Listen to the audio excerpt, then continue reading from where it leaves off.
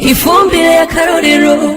Izine Fomi irafasha abarundi n'igihugu mu gushikiriza ifumbire abene gihugu. Umwimbu tubona twavuga yuko ari n'ikintu twokwishimira twese na cyane cyane abantu bose bagizemo uruhara harimo nabazanye ifumbire Fomi. Kuvyerekeye gusubiza isi akanovera hafunditswe yuko gushika mu mwaka wa 2033 ibice birenga 30 kwijana by'isi yatitutse ko yoba yasubije akanovera ikagasubizwa mu gukoresha ifumbire idatwara akanovera k'isi.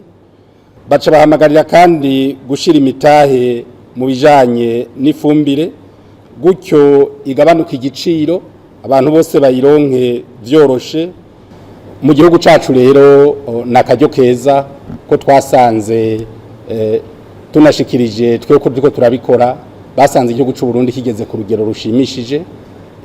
Ikiba gikenewe cyane ngaho nikihe nuko urugero turiko turubandanya hanyuma tukabandanya tuba hafi abene gihugu kugira vy'ukuri turabe ko ifumbire tuba turiko turakoresha idatitura akanovera k'isi. Ntigacika Adrian yashoboye kumva imbere y'abandi benshi ko muri politike y'uburimyi n'ubworozi icihutirwa ca mbere n'umwavu, kuko urimye ata mwavu ku masi y'ubu yatitutse naco umuntu akuramwo.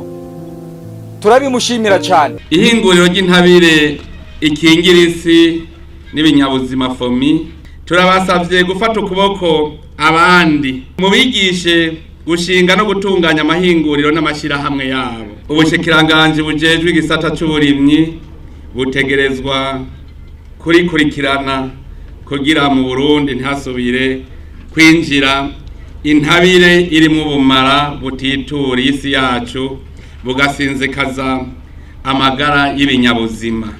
Fomi ifumbire y'akarorero.